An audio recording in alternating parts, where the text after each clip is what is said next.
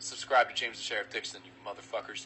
All right, this is Fun Times with the Sheriff, episode 8, and I am here with my cousin Brent, and we're going to be talking about zombies. You want to say hi, introduce?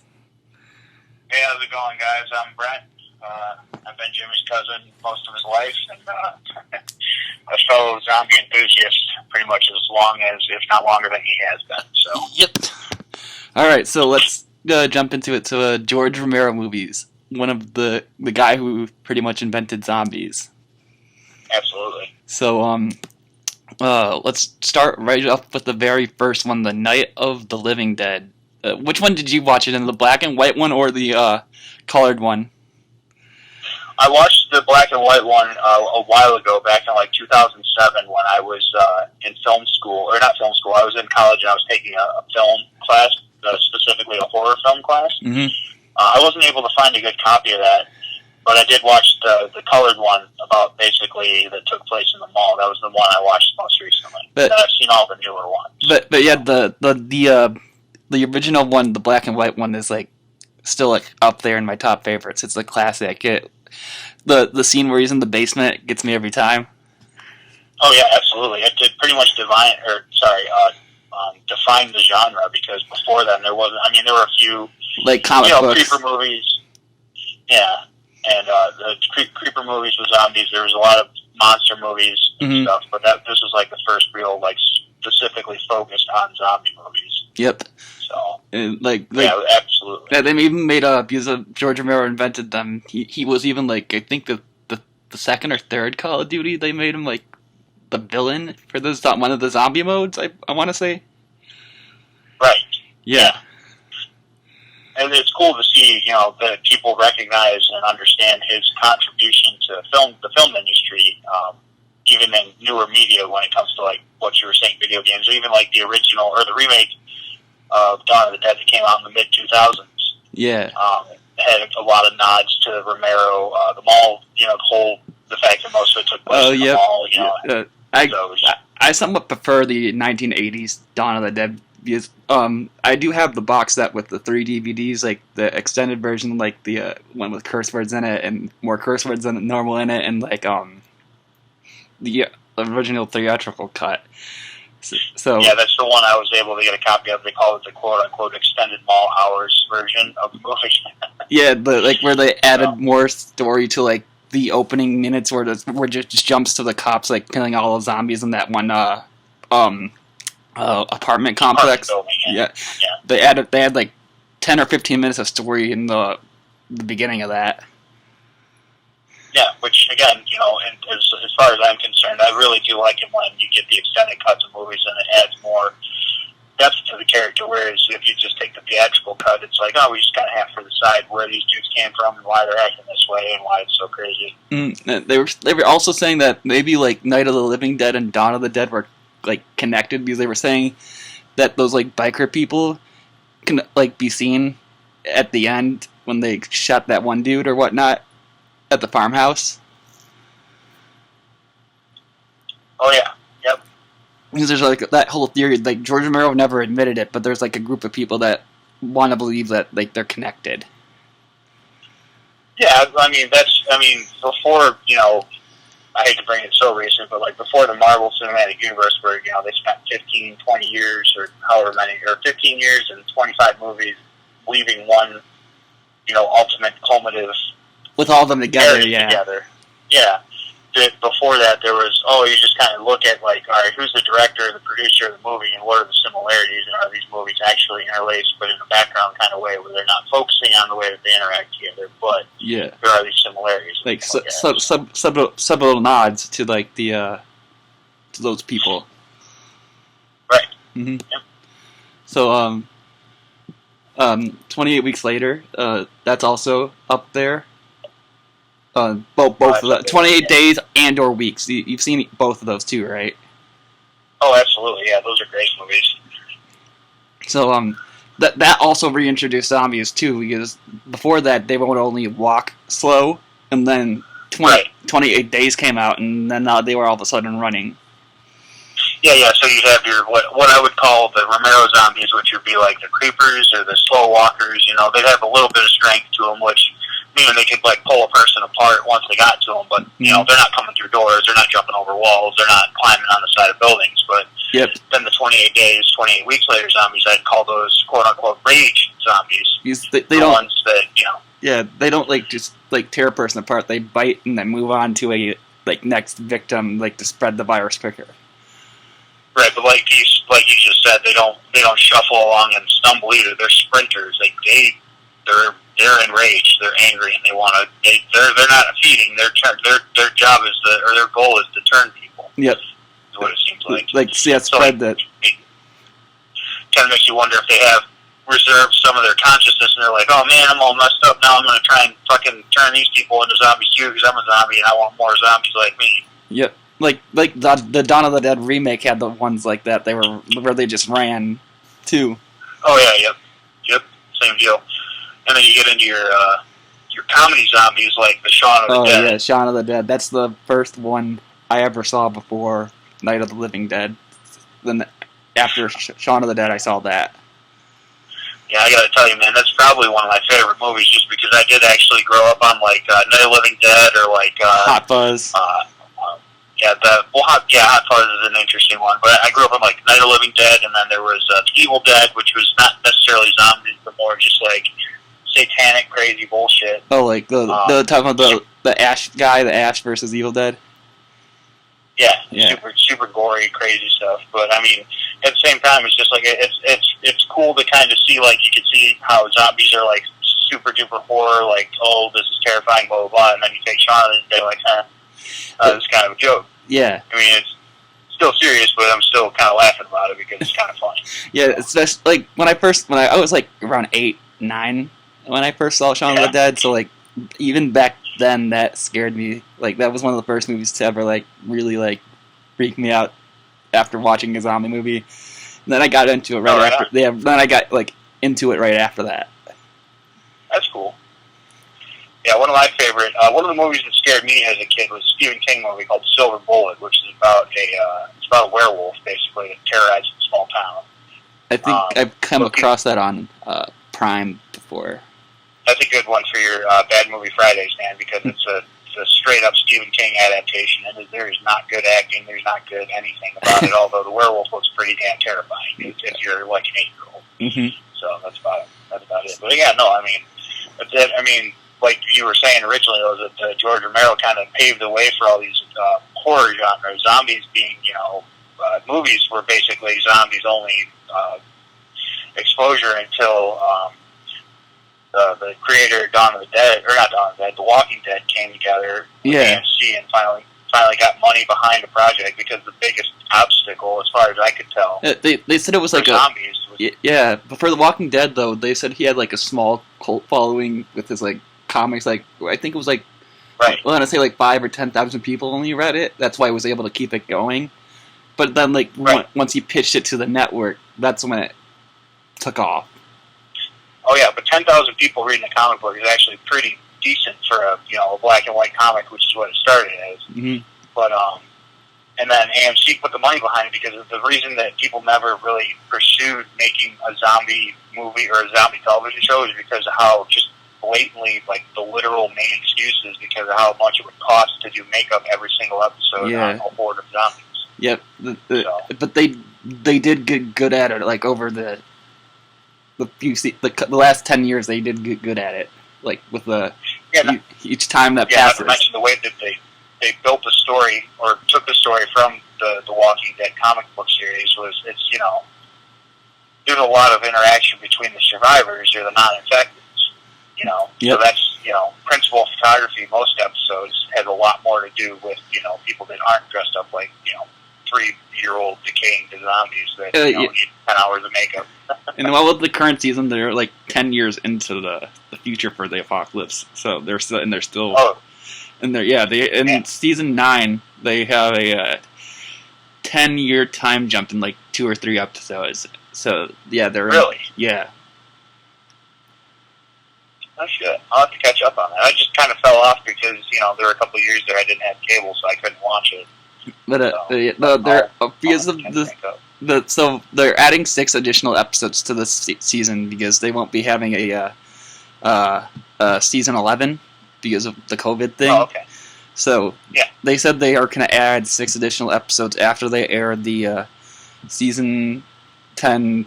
I say air quote finale because people are wondering what the story's going to be. They might do like a Marvel, like a what if thing.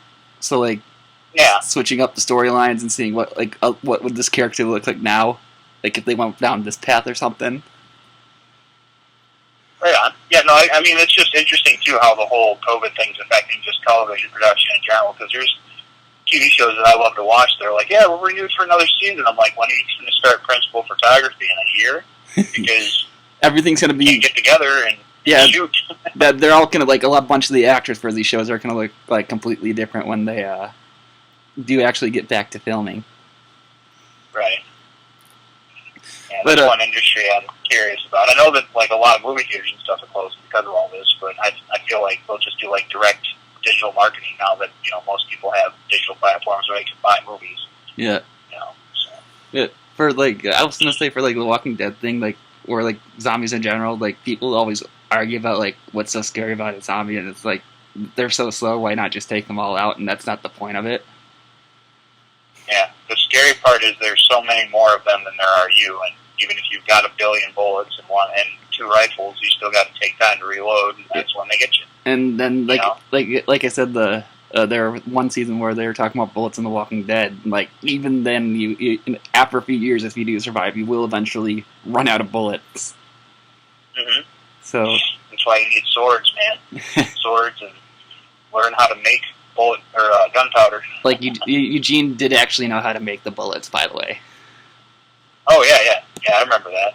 But also, crossbows and bows like are good. Daryl and Carol. And I was talking to a buddy of mine. He's got a nice AR-15 setup, and he's like, "Oh man, I love my red dot sight." And I'm like, "Yeah, dude, but what happens if the world ends and then your battery dies? You're all out of a scope. You should get a better scope. You should get a scope that doesn't require batteries, or just take a scope off and aim down the barrel." Mm-hmm. Or even when you have a scope that doesn't require batteries, eventually you're going to run out of bullets because I don't know how to reload bullets and you don't know how to reload bullets. Yeah. But my best bet is stocking up. Yeah. I'm trying to think, but yeah, that's like my overall argument is like it's not about that. Like Robert, that's what I'm trying to say. Robert Kirkman said like for specifically The Walking Dead, there's like 10 or 20,000 walkers per like every person, and per like group it's like 60 or 70,000. Right. So that's like per person, and then there's like the per group that we see. So like now there's like 5 or 6 groups in the show. Right. Sometimes at some point it becomes less about being able to shoot them and it becomes more about being able to contain them or kill them in means that don't require ammunition, so you can use your bullets for, hunting and killing people, because apparently people just want to kill each other in the zombie apocalypse. That's also another topic to bring up, the people being the enemy more than the zombies. At the same time, you got to worry about them and the zombies. That kind of would conflict with my nature because, and as a person, not in an apocalypse setting right now, my kind of modus operandi is to help anyone and everyone that I can. But if the switch flips and power stops running and, everything goes to shit and the world collapses, I'm going to be the first one with a rifle in your face saying, what exactly is it that you're trying to get from me, and you're way too close. Exactly. But I was trying to say, like, they did switch to, like, crossbows and stuff like that in the later seasons now on the show. Like, Norman Reedus and Melissa McBride's character are like the only ones left from the original first season on the show. Really? Even Carl's gone? And Rick. Oh damn! I know Rick. I remember hearing about Rick going, but I didn't know Carl was gone. I know that Rick lost a hand, and then he died. Oh no, he didn't lose a hand. Carl that lost a hand. Yeah. It was yeah. Carl, yeah. Carl. Then it was Rick. But the baby on the show, Judith, she's like Carl's age right now from the first season. Hmm. She's like 10 years old because of that time jump I mentioned earlier. Oh, nice. And old Michonne's gone too. Really? She went to go. Oh, really? She went to go pursue. Yeah, but I have to catch up on that show, man. Yeah. She went. Yeah, she went to go pursue her Marvel career. Or I also read something like she writes plays too. So.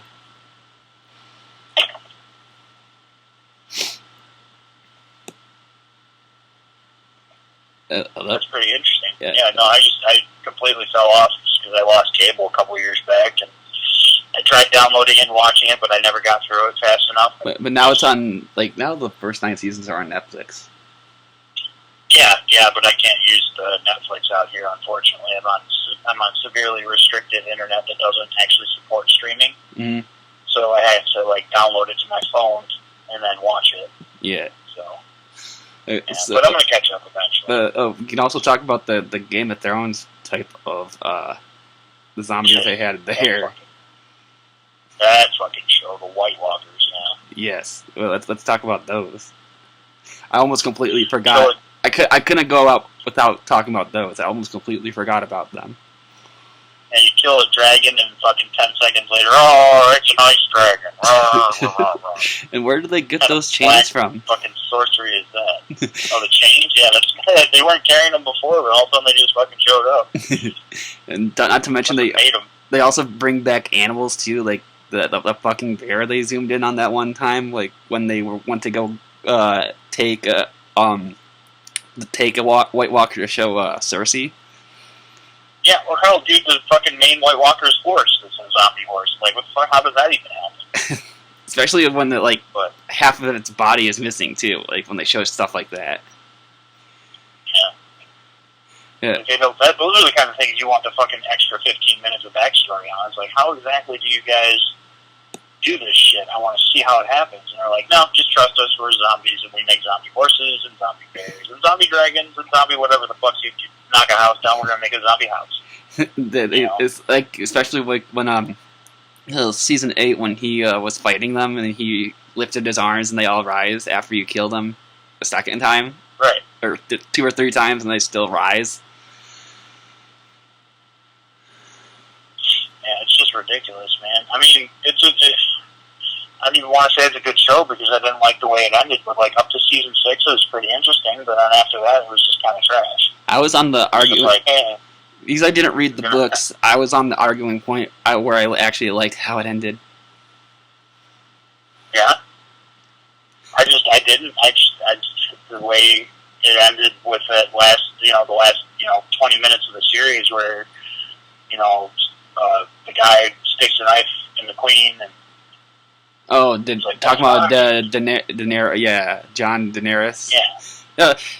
There's this running joke where the last 2 or 3 episodes of that series where Jon would just deny her, like that's what all his screen time was used for, saying no to her. Yeah, that's true. It's good, and that's the other thing too. Is like she spent the whole series, except for like the first 2 episodes, just getting what she said. I said this, and everybody's like, "All right, cool. You're the queen. You're the fucking leader of the Dothraki. You're big bitch on campus. You get whatever you want." And then like very rarely did she ever get opposed, and even when she did get opposed, it was just kind of like, "Oh, we killed one of your lieutenants, and then all right, she burned your entire fucking city to the ground."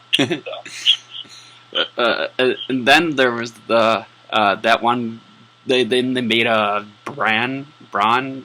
Who, there was 3 there was 3 people named that on the show, by the way. The guy in the wheel, the kid in the wheelchairs, the youngest Stark son. They made him king instead of the Nedry guy that dated Arya, right? Who is the actual rightful heir to the throne because he is actually the Baratheon son. Right.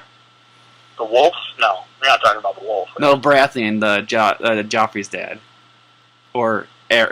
Okay. Yeah. The I'm talking about the guy who dated her Arya at the end of the season, right? Yeah. I wasn't really paying a whole lot of attention at the end because I kind of lost interest, but I did watch it. I just was having a hard time. I did fall asleep. I will admit this. I did fall asleep in and out of the finale. So at some point, I am gonna have to go back and rewatch the full thing. It was like almost 2 hours, wasn't it? The finale. Right. Yeah. Yeah. I mean, all in all, I would say it was a pretty cool series. It was fun to watch, but I mean, like I said, once it got towards the end, and she just like started making big baller ass moves, and literally no one could stand up to her. It's just like this isn't even fun. It's like playing Age of Empires 2 with a car cheat. You just spawn 50 cars and drive over to the fucking enemy's base and blow it up. You know? Yeah. Yeah. I almost forgot to mention there for the Walking Dead, for these new villains, because there's always a group of villains. There are these people that are called the Whisperers. I don't know if you've heard of them. Nope. The last big guy, last big villain I knew about was Negan. That's when I kind of Negan. Killed. He's still when there. He killed the Asian dude. I kind of stopped. The Asian dude in the redhead. I kind of stopped watching. Negan's still there. He's like an anti-hero. Oh yeah. But as I was saying, the Whisperers, like you were talking about being creative, the Whisperers wear the dead skins of the walkers instead of putting the guts on them, like the original trick.